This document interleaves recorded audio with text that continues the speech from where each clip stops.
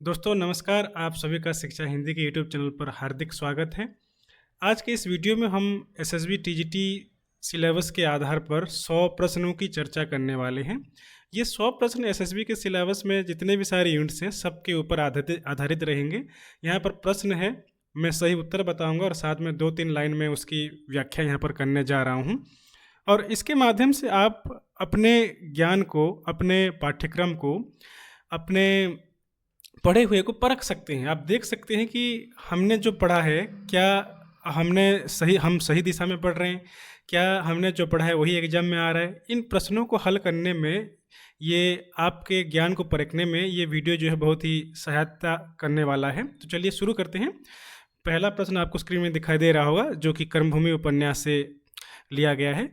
कर्मभूमि उपन्यास में अछूतों के मंदिर प्रवेश आंदोलन का नेतृत्व बनारस में मुख्य रूप से किसने संभाला? ए अमरकांत, बी लाला समरकांत, या सुखदा, या स्वामी आत्मानंद ने?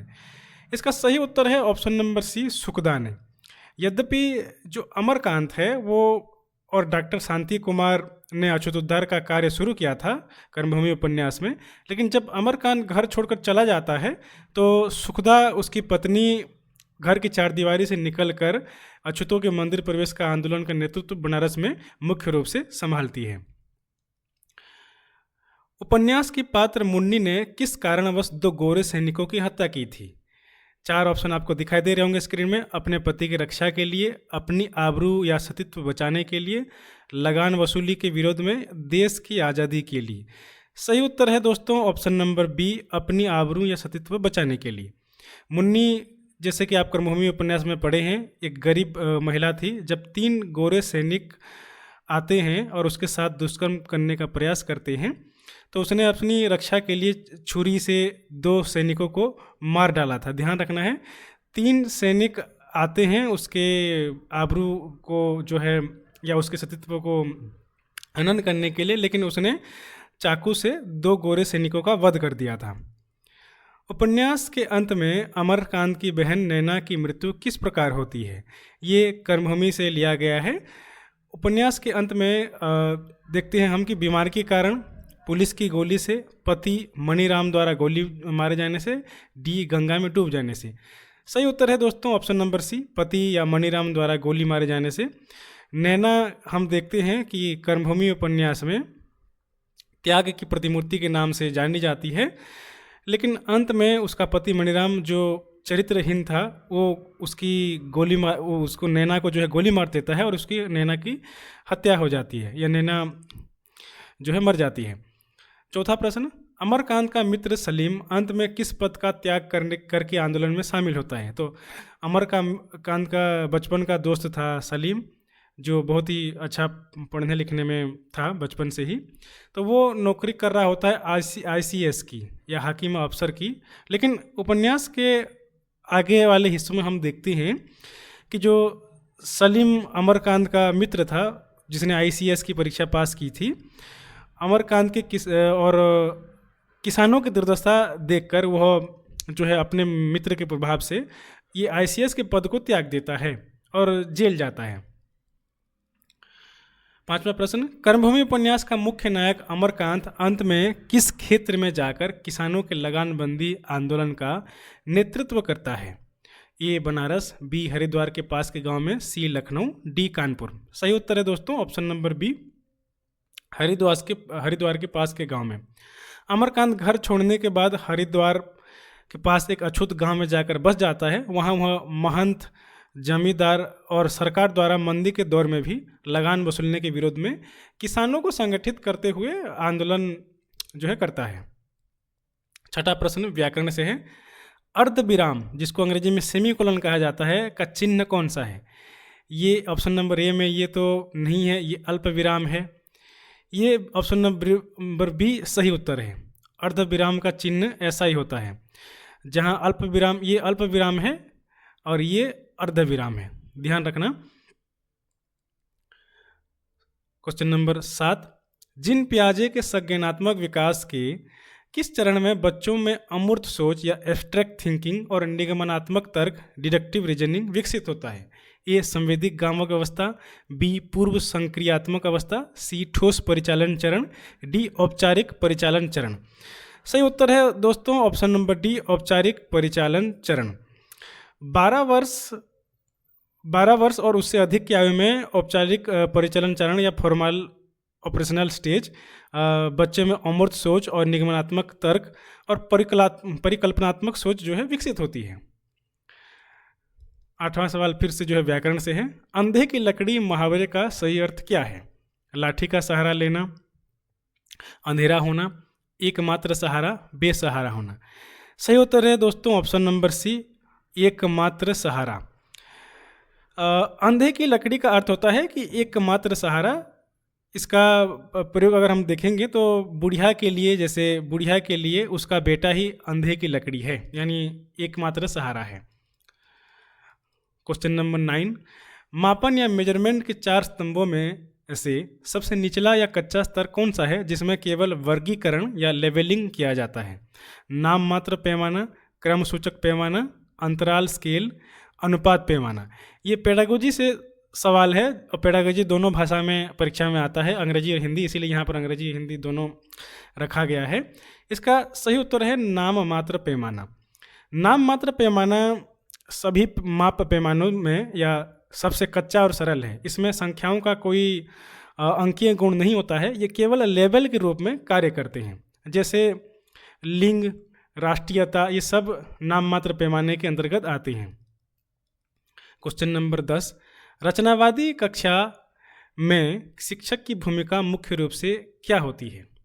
ए नियंत्रक, बी व्याख्याता, सी सुविधा प्रदाता या डी अनुदेशक। सही उत्तर है दोस्तों सी सुविधा प्रदाता। रचनावादी दृष्टिकोण में शिक्षक केवल एक सुविधा प्रदाता के रूप में कार्य करता है, जो छात्रों को एक दिए गए ढांचे के भीतर अन्वेषण करने के लिए प्रोत्साहित करता है। क्वेश्चन नंबर 11, सीखने के लिए आकलन या असेसमेंट फॉर लर्निंग का मुख्य उद्देश्य क्या है? ए छात्रों को ग्रेड और अंक प्रदान करना, बी शिक्षण प्रक्रिया के अंत में निर्णय लेना, सी छात्रों को फीडबैक प्रदान करना और सीखने में सुधार करना, डी छात्रों के बीच प्रतिस्पर्धा बढ़ाना। सही उत्तर है ऑप्शन नंबर सी, छात्रों को फीडबैक प्रदान करना और सीखने में सुधार करना।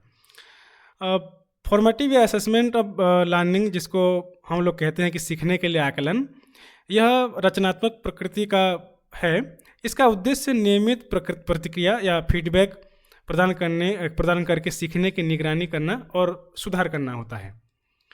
12वां प्रश्न व्याकरण से है। व्याकरण की दृष्टि से शुद्ध वाक्य चुनें। तो इसमें कौन सा वाक्य है जो व्याकरण की दृष्टि से सही है? राम ने रोटी खाया, ये तो गलत है। राम ने रोटी खाई, ये सही है। राम रोटी खाया, ये गलत है। राम ने रोटी को खाई, ये भी गलत है। जब कर्ता के साथ ने चिन्ह लगा हो और कर्म रोटी बिना प्रसर्ग के हो तो क्रिया कर्म के लिंग और वचन के अनुसार होती है, तो इसीलिए रोटी यहाँ पर स्त्रीलिंग है और खाई का सही प्रयोग हुआ है, तो ये ऑप्शन नंबर बी सही जवाब है। 13वां प्रश्न, छात्रों के कार्यों, उपलब्धियों और प्रगति का एक व्यवस्थित संग्रह जो समय के साथ उनके विकास को दर्शाता है क्या कहलाता है? रूब्रिक्स, चेकलिस्ट, पोर्टफोलियो या प्रश्नावली। सही उत्तर है option number C, portfolio. Portfolio छात्रों के काम का एक संग्रह है जो पाठ्यक्रम के विभिन्न क्षेत्रों में छात्रों के प्रयासों, प्रगति और उपलब्धियों को प्रदर्शित करता है। क्वेश्चन नंबर 14, अनल अनिल शब्द युग्म का सही अर्थ क्या है? हवा आग, आग पानी, आग हवा, पानी हवा। सही उत्तर है ऑप्शन नंबर सी, आग और हवा। पहले अनल का यहाँ पर अर्थ है जो हवा है, और नहीं, पहले अनल का अर्थ है सॉरी आग है और दूसरे अनल का अर्थ है हवा, तो ऑप्शन नंबर सी सही है। परीक्षण निर्माण में ब्लूप्रिंट का मुख्य कार्य क्या है? प्रश्न पत्र की उत्तर कुंजी तैयार करना, छात्रों की उपस्थिति दर्ज करना, निर्देशात्मक उद्देश्यों, सामग्री और प्रश्न के प्रकारों के बीच वेटेज सुनिश्चित करना, डी परीक्षा परिणाम घोषित करना। सही उत्तर है ऑप्शन नंबर सी, निर्देशात्मक उद्देश्यों, सामग्री और प्रश्न के प्रकारों के बीच वेटेज सुनिश्चित करना। ब्लू प्रिंट एक त्रिआयामी चार्ट है, त्रिआयामी चार्ट है जिसमें अपने आयामों में निर्देशात्मक उद्देश्यों, सामग्री क्षेत्रों और वस्तुओं के प्रकारों की सूची दिखाता है ताकि जो मूल्यांकन है उसकी वैधता बढ़ सके। क्वेश्चन नंबर 16, तुम बंटी पर इतना निर्भर करती हो, उसे अपनी जिंदगी का केंद्र बनाकर जीना चाहती हो, यही गलत है। शकुन से यह कथन किस पात्र ने कहा था? आपका बंटी उपन्यास से लिया गया है और इस बार LTR के मेन एग्जाम में यह सवाल आया था। तो इसका सही उत्तर है ऑप्शन नंबर सी, वकील चाचा। यह कथन वकील चाचा का है।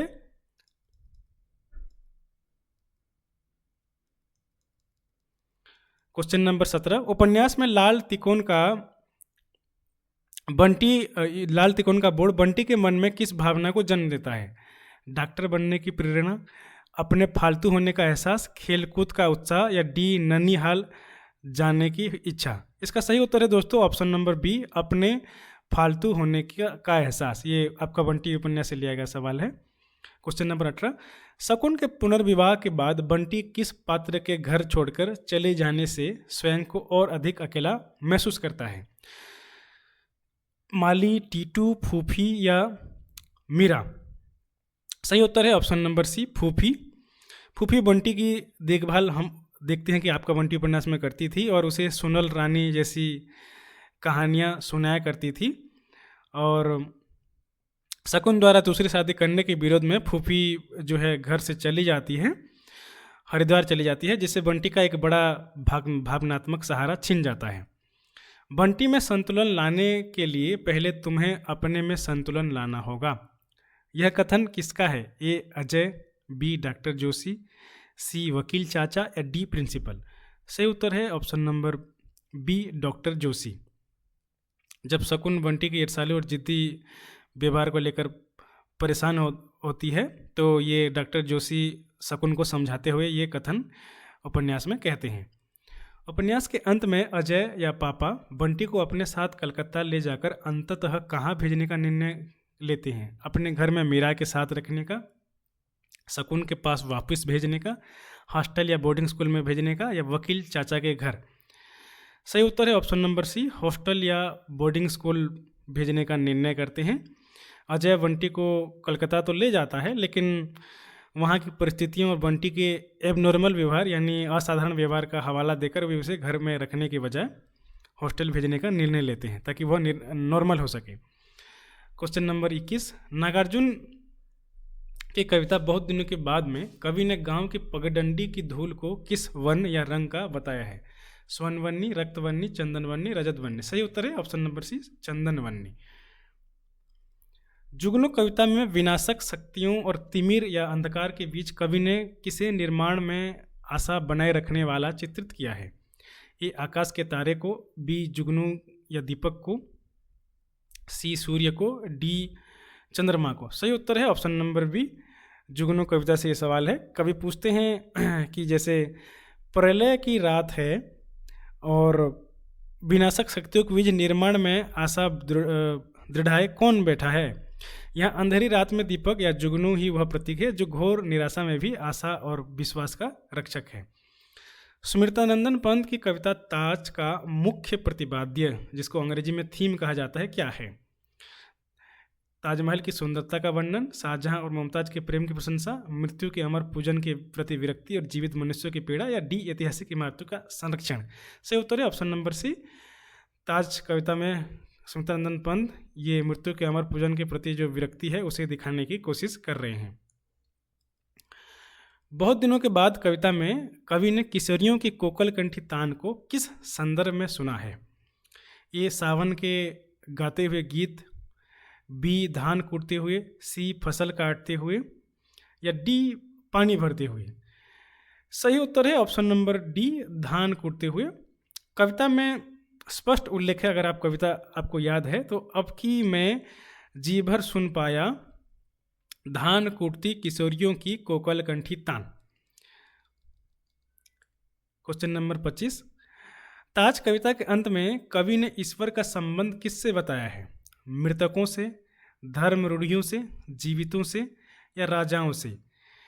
सही उत्तर है ऑप्शन नंबर सी, जीवितों से। देखिए, ताज कविता में कवि ने कहा है कि मृतकों को है मृतक, जीवितों का है ईश्वर। तो इसी हिसाब से ये सवाल बना है और इसका सही उत्तर है जीवितों से, यानी जीवित को सुमित्रानंद पंत जी ईश्वर के समान समतुल्य बताते हैं। सिंदूर की होली हिंदी साहित्य की किस विधा की रचना है और इसके लेखक कौन है? ये बहुत ही आसान सा सवाल है। ऐतिहासिक उपन्यास वृंदावन लाल वर्मा नहीं है। समस्या प्रधान नाटक लक्ष्मी नारायण मिश्र, ये सही है, ये दोनों गलत हैं। नाटक के अंत में चंद्रकला ने किसके हाथ से सिंदूर लेकर अपनी मांग भरी थी? ये सिंदूर की होली नाटक से ये भी सवाल लिया गया है। ए मनोज शंकर, बी मुरारी लाल, सी रजनीकांत या डी माहिर अली? सही उत्तर है सी रजनीकांत। रजनीकांत के हाथ से सिंदूर लेकर जो चंद्रकला है उसने अपनी मांग भरी थी। डिप्टी कलेक्टर मुरारी लाल ने रजनीकांत के हत्यारे या भगवंत सिंह को बचाने के लिए कितने रुपए की रिश्वत ली थी? 10,000, 20,000, 40,000, 1,00,000? तो इसका सही उत्तर है ऑप्शन नंबर सी, 40,000।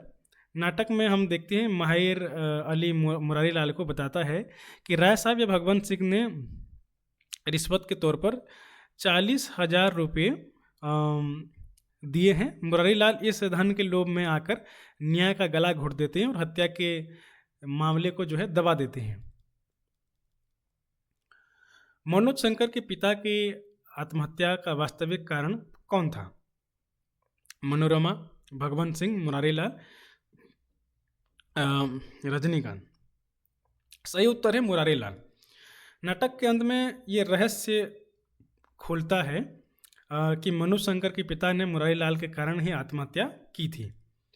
तीसरा प्रश्न, नाटक की पात्र मनोरमा का विधवा विवाह और स्त्री अधिकारों के प्रति क्या दृष्टिकोण है? वह विधवा विवाह का पुरजोर समर्थन करती है, वह वैधव्य को अमर और भारतीय नारी का आदर्श मानती है, वह आधुनिक पश्चिमी सभ्यता की समर्थक है, और अंत में या ऑप्शन नंबर डी, वह मनोज शंकर से विवाह करना चाहती है। सही उत्तर है ऑप्शन नंबर बी, वह वैधव्य को अमर और भारतीय नारी का आदर्श जो है बताती है। और मनोरमा एक बाल विधवा है, लेकिन वह पुनर्विवाह के खिलाफ है। ये हम सिंदूर की होली नाटक में देखते हैं। रजिया की आंखों में लेखक को कौन सी विशेषता दिखाई देती थी जो उन्हें गांव की अन्य लड़कियों में नहीं मिली? गहरा कालापन, अजीब किस्म का नीलापन, भूरापन, लालिमा? रजिया संस्मरण से यह सवाल है। तो इसका सही उत्तर है ऑप्शन नंबर बी, एक अजीब किस्म का नीलापन लेखक को रजिया की आंखों में दिखाई देता था। पटना में लेखक से मिलने पर रजिया ने अपने पैसे या चूड़ी बेचने में आई किस सामाजिक समस्या का उल्लेख किया? अब औरतें चूड़ियाँ नहीं पहनती, कांच की चूड़ियाँ बहुत महंगी हो गई है, हिंदू मुस्लिम भेदभाव के कारण अब लोग अपने ही धर्म के लोगों से सामान खरीदते हैं, शहर में चूड़ियों या चूड़ी बेचने पर प्रतिबंध लग गया है। सही उत्तर है ऑप्शन नंबर सी, अब हिंदू मुस्लिम भेदभाव के कारण अब लोग अपने धर्म के लोगों से ही सामान खरीदते हैं। ये रजिया लेखक को पटना में जब मिलती है तब ये वाला बात बताती है। बचपन में रजिया की मां ने लेखक को देखकर मजाक में क्या प्रस्ताव रखा? लेखक को चूड़ियाँ बेचने का काम सिखाने का, रजिया का ब्याह लेखक से करने का, लेखक को अपने घर ले जाने का, लेखक की मौसी से झगड़ा करने का? सही उत्तर है दोस्तों इसका ऑप्शन नंबर बी, रजिया का ब्याह लेखक से करने का प्रस्ताव रजिया की माँ उठाती है। कहानी के अंत में जब लेखक एक नेता के रूप में गांव पहुंचते हैं तो रजिया जैसी वेशभूषा में उन्हें कौन मिलती है? तो कहानी के अंत, अगर संस्मरण आप लोग अच्छे से पढ़े हो तो जब उसका संस्मरण का अंत हुआ रहता है और लेखक नेता तब बन जाते हैं और प्रचार करने के लिए जब जाते हैं रजिया के गाँव तो वो देखते हैं कि रजिया की जो पोती है ऑप्शन नंबर सी, वो ठीक जो है उसी की तरह वेशभूषा में है। तो उनको अपने बचपन वाली रजिया याद आ जाता है। रजिया के पति का नाम क्या था जो हमेशा छाया की तरह उसके साथ रहता था? इसका सही उत्तर है option number B, Hasan. Hasan नाम से उसका रजिया का पति था। कुरुक्षेत्र के तृतीय सर्ग के अनुसार क्षमा किसे शोभा देती है? जो दंतहीन और विष रहित हो, जो विनीत और सरल हो, जिसके पास शक्ति और सामर्थ्य या गरल हो, जो युद्ध से भयभीत हो। सही उत्तर है ऑप्शन नंबर ग या सी, जिसके पास शक्ति और सामर्थ्य या गरल हो। कुरुक्षेत्र से ये सवाल है। तृतीय सर्ग में अगर कुरुक्षेत्र आपको याद है तो दिनकर जी लिखते हैं, क्षमा सोवती उस भुजंग को जिसके पास गरल हो, उसको क्या जो दंतहीन विष रहित विनीत सरल हो। द्वितीय सर्ग में ये भी कुरुक्षेत्र से सवाल है। द्वितीय सर्ग में भीष्म के अनुसार पाप क्या है? युद्ध करना, अपना स्वत्व अधिकार छीनते देखकर भी त्याग और तप का आचरण करना, कौरवों का वध करना, राज्य की इच्छा रखना। सही उत्तर है ऑप्शन नंबर ख या बी, अपना सत्व अधिकार छीनते देखकर भी त्याग और तप का आचरण करना। भीष्म पितामह युधिष्ठिर को समझाते हुए ये वाला कहते हैं कि छीनता हो सत्व कोई और तू त्याग तप से काम ले, यह पाप है। तो इसी से ये सवाल जो है बनाया गया है। दुशासन वध से पहले द्रौपदी के बाल कितने वर्षों से खुले थे? ये भी LTR एग्जाम अभी जो हुआ था, मेन एग्जाम, उसमें आया था। सही उत्तर है ऑप्शन नंबर ख, 13 वर्षों से जो द्रौपदी है उन्होंने अपने बालों को बांध के रखा था। जो दुशासन वध के बाद उन्होंने अपने बाल को उसके रक्तों से धोया था। प्रथम सर्ग में इतिहास के अध्याय पर रोने वाला वह कौन है, इसके विषय में टीका में क्या स्पष्टीकरण दिया गया है? कुरुक्षेत्र की टीका में या प्रस्तावना में, भूमिका में हम देखते हैं कि ये स्पष्टीकरण दिया है कि जो इतिहास के अध्याय पर रो रहा है वो जो है कौन है। वह ऑप्शन नंबर ये जो है घ या डी सही होगा, ये तीनों गलत हैं। वह युधिष्ठिर है या अशोक है या ईसा या कोई भी युद्ध विरोधी व्यक्ति हो सकता है।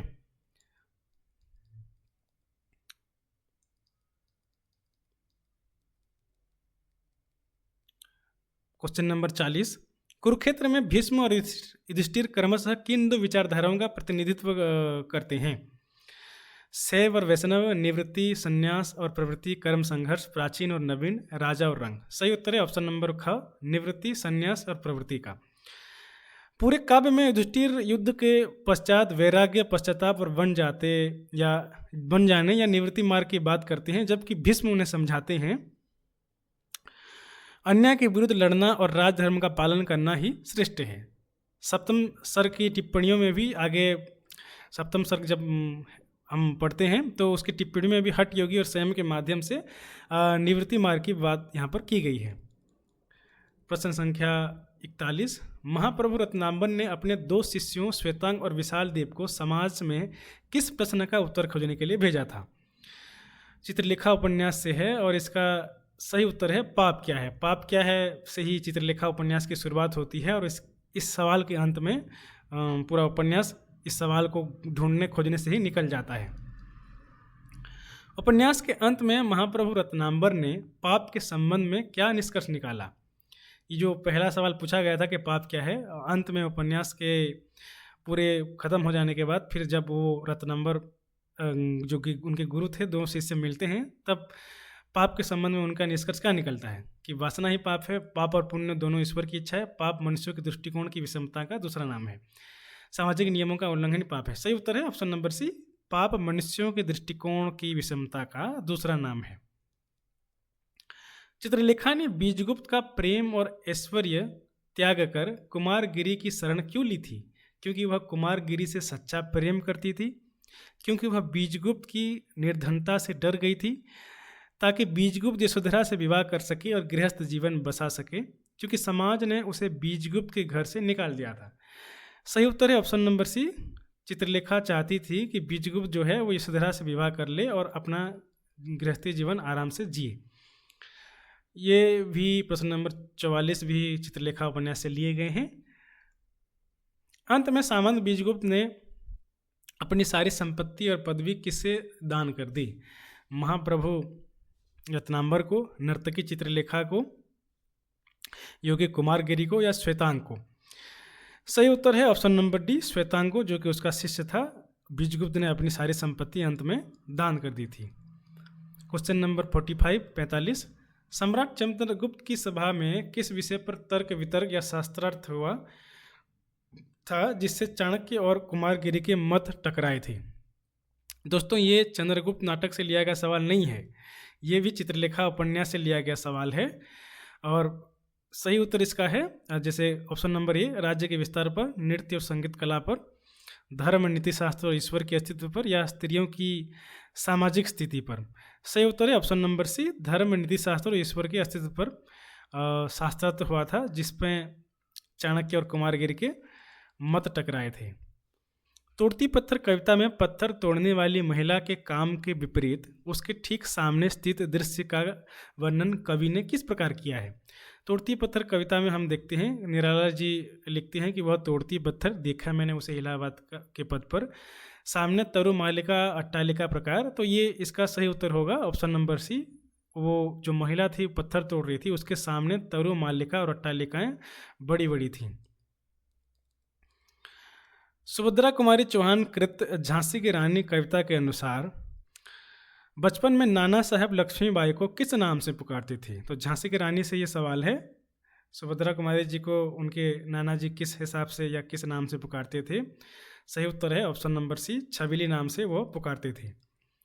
मैथिली शरण गुप्त के यशोधरा काव्य में यशोधरा का सबसे बड़ा दुख या व्याघात क्या है? यशोधरा काव्य से या महाकाव्य से ये सवाल है कि उनके पति सन्यासी बन गए, कि उनके पति बिना बताए चोरी चोरी चले गए, कि प्रजा उन्हें दोष दे रही है, कि राहुल बहुत रोता है। सही उत्तर है ऑप्शन नंबर बी, यशोधरा को सबसे बड़ा व्याघात उसके जीवन का है कि उसके जो पति हैं या उनके जो पति हैं बिना बताए चोरी चले जाते हैं। यशोधरा काव्य में जब राहुल अपनी माँ से कहानी सुनने की हट करता है तो यशोधरा उसे कौन सी कहानी सुनाती है? राम रावण युद्ध की कहानी, रक्षक और भक्षक या हंस और शिकारी के न्याय की कहानी, राजा हरिश्चंद्र की कहानी, परियों की कहानी? सही उत्तर है ऑप्शन नंबर बी, रक्षक या हंस और शिकारी के न्याय की कहानी। राहुल के बार बार हट करने पर यशोधरा उसके पिता सिद्धार्थ के बचपन की कहानी सुनाती है, जिसमें घायल हंस को शिकारी से बचाया था। इस कहानी का सार था कि रक्षक पर भक्षक को वारे, न्याय दया का दानी। क्वेश्चन नंबर 51, पोष की रात कहानी में हल्कू ने रुपए जो उसे कंबल के लिए जमा किए थे सहना को क्यों दे दिए? क्योंकि सहना उसका मित्र था। गलत। क्योंकि वह कर्ज के बोझ और सहना की गालियों से बचना चाहता था। ये सही है। क्योंकि मुन्नी ने उसे रुपए देने के लिए मजबूर किया। ये भी गलत है, क्योंकि उसके पास कंबल खरीदने के लिए और भी रुपए आए थे। हल्कू ने सोचा कि अगर सहना मानेगा नहीं, घुड़कियाँ जमाएगा और गालियाँ देगा, बला सिर से टल जाए, इसीलिए उसने भारी मल से जो कंबल के लिए पैसे जमा कर रखे थे उसको दे दिए। चीप की दावत कहानी में सामनाथ को अपनी तरक्की की संभावना किस बात में नजर आई? जब चीप ने खाना पसंद किया, जब चीप ने घर की सजावट की तारीफ की, जब चीप उसकी माँ द्वारा बनाई गई फुलकारी देखकर खुश हुई, जब माँ ने अंग्रेजी में बात की। सही उत्तर है ऑप्शन नंबर सी, जब चीप उसकी माँ द्वारा बनाई गई फुलकारी देखकर खुश हुई। चीप की दावत कहानी से यह सवाल है। वापसी कहानी के अंत में गजाधर बाबू ने कहाँ नौकरी करने का निर्णय लिया? रेलवे में दोबारा, सेठ रामजी मल की चीनी मिल में। ये सही उत्तर है। एक प्राइवेट स्कूल में गलत है, अपने ही सर की दुकान में गलत है। प्रायश्चित कहानी में पंडित परम सुख ने बिल्ली की हत्या के पाप का निवारण के लिए अंततः कितने तोले सोने की बिल्ली बनवाने पर सहमति दी? तो कितने तोले की बिल्ली बनवाती हैं प्रायश्चित नामक कहानी में, जिसके लेखक भगवती चरण वर्मा हैं? 21 तोले, 11 तोले, 1 तोले, 5 तोले। सही उत्तर है ऑप्शन नंबर बी, 11 तोले। गर्मियों के दिन कहानी में वैद्य जी औषधालय का साइन बोर्ड किससे लिखवा रहे थे? सैयद अली पेंटर से, चंदर से, बच्चन लाल से, एक पेशेवर कलाकार से। सही उत्तर है चंदर से वो साइन बोर्ड लिखवा रहे थे। पूस की रात के अंत में हल्कू प्रसन्न क्यों था? क्योंकि फसल बहुत अच्छी हुई थी, क्योंकि उसने नील गायों को भगा दिया था, क्योंकि अब उसे ठंड में खेत पर नहीं सोना पड़ेगा। ये सही उत्तर है। चीप की दावत में माँ ने पार्टी के दौरान कौन सा गीत गाया? कजरी नहीं, एक पुराना विवाह गीत हरियाणी माए, ये सही है। भजन नहीं है, देशभक्ति गीत नहीं है। वापसी कहानी का मुख्य प्रतिपाद्य या थीम क्या है? सेवानिवृत्ति के बाद का सुख, पिता और पुत्र का प्रेम, 2 पीढ़ियों के बीच का अंतराल और पारिवारिक विघटन, धार्मिक जीवन का महत्व। उत्साह प्रेमदा की कहानी वापसी, जो कि बुजुर्गों के मनोदशा का वर्णन करती है। तो इसका सही उत्तर है ऑप्शन नंबर सी, 2 पीढ़ियों के बीच अंतराल और पारिवारिक विघटन की कहानी है वापसी। प्रायश्चित कहानी का अंत कैसे होता है? बिल्ली सोने की बनवाई जाती है, पंडित जी पूजा संपन्न करते हैं, मेहरी खबर देती है कि बिल्ली भाग गई, रामू की बहू को घर से निकाल दिया जाता है। ये प्रायश्चित कहानी से ली गई है। सही उत्तर है मेहरी खबर देती है, ऑप्शन नंबर सी, कि बिल्ली भाग गई। गर्मियों के दिन कहानी में खलासी वैद्य जी के पास क्या बनवाने आया था? पेट दर्द की दवा, जाली मेडिकल सर्टिफिकेट, नौकरी के लिए सिफारिश पत्र या साइन बोर्ड।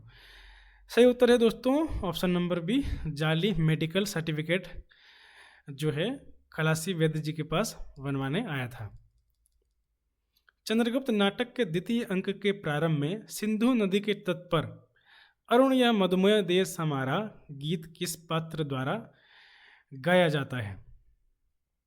अलका, सुवासिनी, कार्नेलिया या कल्याणी। सही उत्तर है option number C, Cornelia. Greek शिविर के पास जो वृक्ष के नीचे बैठी हुई कार्नेलिया यह गीत चंद्रगुप्त नाटक में गाती है। वह भारत की प्राकृतिक सुषमा और संस्कृति से प्रभावित होकर यह गीत गाती है कि अरुण यह मधुमेह देश हमारा, जहाँ पहुँच अनजान खितिश को मिलता एक सहारा। नाटक के प्रथम अंक का आरंभ किस स्थान से होता है? ये दोस्तों चंद्रगुप्त नाटक से जो है लिया गया है, मगध के राजदरबार से, तक्षशिला के गुरुकुल के मठ से। इसका सही उत्तर है ये ऑप्शन नंबर बी, तक्षशिला के गुरुकुल के मठ से चंद्रगुप्त नाटक की शुरुआत होती है। नाटक में अलका कौन है और उसका संबंध किस राज्य से है? चंद्रगुप्त नाटक से ये सवाल है। मगध की राजकुमारी नंद की पुत्री, तक्षशिला की राजकुमारी मालव या अंबिक की बहन, मालव गणराज्य की मुख्य सेविका पर्वतेश्वर की पुत्री। सही उत्तर है ऑप्शन नंबर बी, तक्षशिला की राजकुमारी अंबिक की बहन। अलका जो है गांधार नरेश की पुत्री है और अंबिक की बहन है। चंद्रगुप्त नाटक में हम उसे देखते हैं। मगध के विलास कानन में तुम कनक किरण के अंतराल में लुक छिप कर चलते हो क्यों? गीत किसके द्वारा गाया गया है? सुवासिनी, अलका, नीला या मालविका। तो सुवासिनी को हम ये गीत गाते हुए चंद्रगुप्त नाटक में देखते हैं। नाटक में उस घटना का वर्णन कहाँ मिलता है जहाँ चंद्रगुप्त एक व्याघ्र को मारकर किसकी रक्षा करता है? तो यहाँ पर हम देखते हैं कि चाणक्य की, अलका की, सिल्यूकस की या अंबिक की। सही उत्तर है सिल्यूकस की। जब चंद्रगुप्त और चाणक्य वन में थे तब एक व्याघ्र या एक बाघ जो सिल्यूकस पर आक्रमण करता है, तो चंद्रगुप्त अपनी तलवार से उस व्याघ्र को या बाघ को मारकर सिल्यूकस के प्राणों की रक्षा करता है। आचार्य रामचंद्र शुक्ल ने वैर या दुश्मनी को क्रोध का क्या बताया है? कड़वा घूंट, आचार्य मुरब्बा, शांत ज्वालामुखी, मीठा जहर। तो क्रोध निबंध से ये सवाल है। सही उत्तर है आचार्य मुरब्बा। शुक्ल जी ने लिखा है वैर क्रोध या वैर क्रोध का या आचार्य मुरब्बा है। महादेवी वर्मा के रेखाचित्र गौरा में गाय की आंखों की तुलना किससे करते हुए अंतर स्पष्ट किया गया है? शेर की आंखों से जो कि क्रूरता है, हिरण की आंखों से विस्मय बनाम विश्वास है, मोर की आंखों से चंचलता है, कुत्ते की आंखों से जो कि वफादारी है। सही उत्तर है ऑप्शन नंबर बी, हिरण की आंखों से जो विस्मय बनाम विश्वास है, इसकी तुलना की गई है। कहानी असल में ये जो है निबंध है। भोलाराम का जीप में नारद मुनि से बड़े साहब ने भोलाराम की अर्जी पर वजन रखने के लिए क्या मांगा? भोलाराम की बची हुई पेंशन, नारद की वीणा, रिश्वत के रूप में स्वर्ण मुद्राएं या डी धर्मराज का सिफारिश पत्र। सही उत्तर है दोस्तों ऑप्शन नंबर बी, नारद की वीणा। दफ्तर में वजन का अर्थ या रिश्वत था, लेकिन व्यंग के रूप में साहब ने नारद से कहा कि आपकी वीणा का वजन अर्जी पर रखा जा सकता है, क्योंकि उनकी लड़की गाना सीख रही थी। बालमुकुंद गुप्त के निबंध आशीर्वाद में जिस समय शिवशंभु शर्मा भंग का लोटा चढ़ा रही थे, ठीक उसी समय लाल डिग्गी पर लॉर्ड मिंटो ने किसकी मूर्ति का अनावरण किया? ये निबंध से सवाल लिया गया है और ये बेहतरीन सवाल है। ऐसे ही सवाल परीक्षा में आते हैं। महारानी Victoria, Lord Curzon, sir John Woodburn जिनका नाम था, लॉर्ड रिपन। सही उत्तर है दोस्तों option number C, sir John Woodburn या वुडवन। पार्ट में उल्लेख है कि ठीक उसी समय लाल डिग्गी पर बड़े लॉर्ड मिंटो ने बंग देश के भूतपूर्व छोटे लॉर्ड वुडवन की मूर्ति खोली। क्रोध निबंध के अनुसार राम के क्रोध के भीतर क्या छिपा रहता है? अपनी व्यक्तिगत पीड़ा, शत्रु के प्रति घृणा, संपूर्ण लोक के दुख का क्षोभ, प्राणी मात्र के प्रति सहानुभूति। सही उत्तर है ऑप्शन नंबर सी, संपूर्ण लोक के दुख का क्षोभ। ये क्रोध निबंध से ये सवाल है। शुक्ल जी ने राम और वाल्मीकि के क्रोध में अंतर करते हुए वाल्मीकि के क्रोध को सहानुभूति दी है, जबकि राम के क्रोध के भीतर संपूर्ण लोक के दुख का क्षोभ को छिपाया है या छिपा हुआ बताया है। गोरा की मृत्यु का कारण क्या था? अत्यधिक ठंड लगना, सांप का काटना, गुड़ की डली में सुई खिला देना, दाने में जहर मिला देना। तो सही उत्तर है ऑप्शन नंबर सी, गुड़ की डली में सुई खिला देना गोरा की मृत्यु का कारण था। शिवशंभु के चिट्ठे बनाम लॉर्ड कर्जन में लेखक ने दिल्ली दरबार की तुलना किससे की है? बुलबुलों के स्वप्न से, मुगलों के वैभव से, अंग्रेजों की महानता से, भारत की गरीबी से। सही उत्तर है ऑप्शन नंबर ए, बुलबुलों के स्वप्न से। लेखक कहते हैं कि लॉर्ड कर्जन के लिए दरबार बहुत बड़ी चीज़ था। वह भारतवासियों की दृष्टि में वह बुलबुलों के स्वप्न से बढ़कर कुछ न था। हरिशंकर परसाई कृत व्यंग में भोलाराम का जीप कहाँ अटका हुआ था? यमलोक के रास्ते पर, अपने घर के कोने में, पेंशन की फाइलों में, स्वर्ग के द्वार पर। सही उत्तर है ऑप्शन नंबर सी, पेंशन की फाइलों में वो भोलाराम का जीप अटका हुआ था। अमर सिंह का सही अर्थ शुक्ल जी के निबंध के अनुसार क्या है? क्रोध का पूर्ण रूप, किसी बात की असह्यता का क्षोभ युक्त अनुभव, चिड़चिड़ाहट, या डी बदला लेने की भावना। सही उत्तर है ऑप्शन नंबर बी, किसी बात की असह्यता क्या क्षोभ युक्त अनुभव। गाय करुणा की कविता है, यह कथन किसका है जिसका उल्लेख महादेवी वर्मा ने अपने संस्मरण में किया है? तो अपने संस्मरण में ये कौन कहता है गाय करुणा की कविता है? महादेवी वर्मा नहीं, मुंशी प्रेमचंद जी नहीं, महात्मा गांधी इसका सही उत्तर है। आषाढ़ का एक दिन नाटक के प्रथम अंक में घायल हरिण सावंग पर अपना अधिकार किसने जताया था? आषाढ़ का एक दिन नाटक से सवाल है।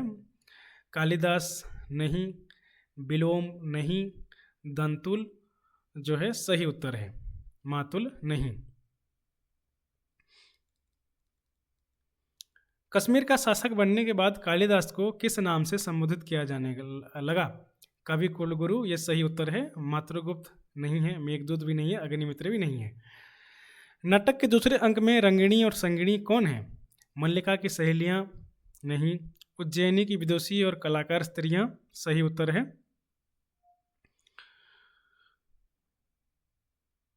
कालिदास की शिष्याएं गलत है, राजभवन की दासियां भी गलत है। एक सेकेंड, सॉरी।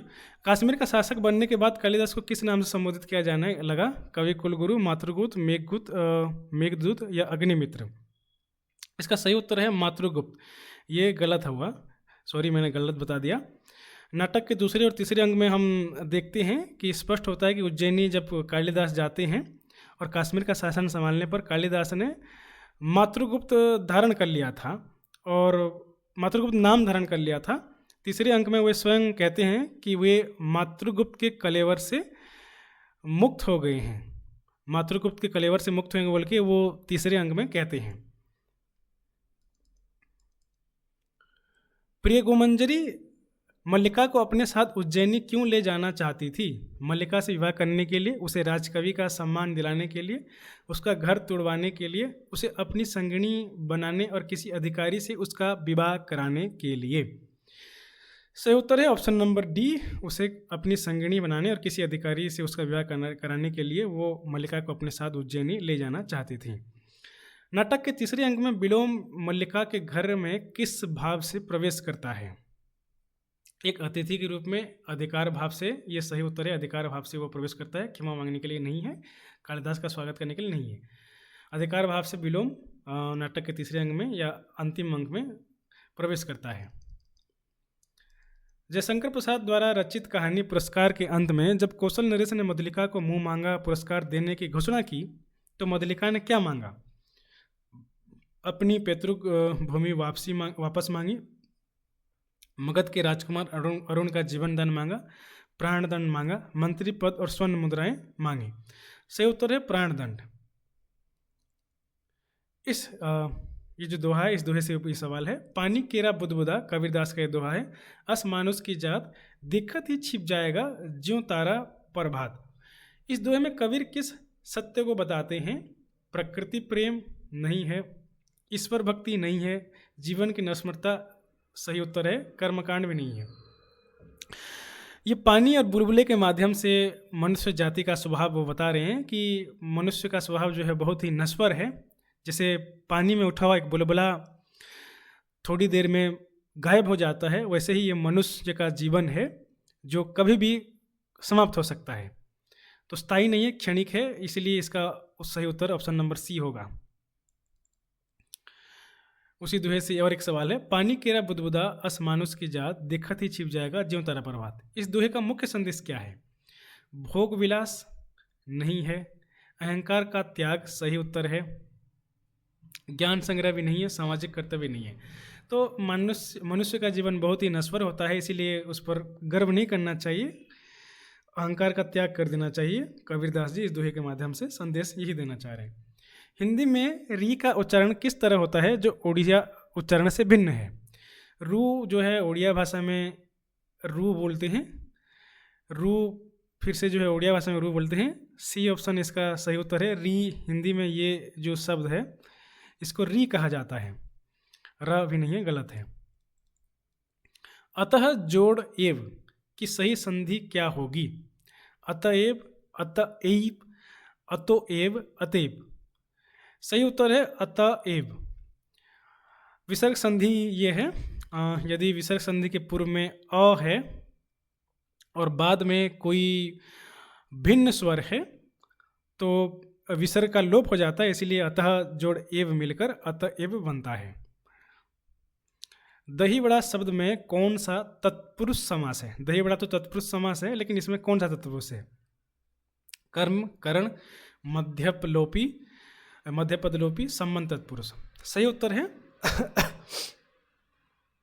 ऑप्शन नंबर सी, मध्यपदलोपी तत्पुरुष। जिस समास में दो शब्दों के मध्य के पद या पदों का लोप हो तो उसे मध्य पदलोपी तत्पुरुष कहते हैं। जैसे ये दही बड़ा यहाँ पर है, यहाँ पर देखते हैं, अगर इसका विच्छेद करेंगे तो होगा दही में डूबा हुआ बड़ा, तो ये मध्य पद को लोप कर देने से ये मध्य पदलोपी तत्पुरुष होगा। सम्राट शब्द का स्त्रीलिंग रूप क्या है? सम्राटी नहीं है, सम्राज्ञी सही उत्तर है। सम्राटी भी नहीं है, सम्राटा भी नहीं है। गुड़िया शब्द का बहुवचन रूप क्या होगा? गुड़ियाँ, गुड़िये, गुड़ियाएँ, गुड़ियाओं। सही उत्तर है दोस्तों ऑप्शन नंबर ए, गुड़ियाँ। साधना चाकू से फल काटती है, इस वाक्य में चाकू से में कौन सा कारक है? तो इसमें चाकू से में से कौन सा कारक है ये पूछा गया है। ए अपादान, बी करण, सी कर्म कारक है, ये डी संप्रदान कारक है। तो सही उत्तर है ऑप्शन नंबर बी, करण कारक है। क्यों करण कारक है?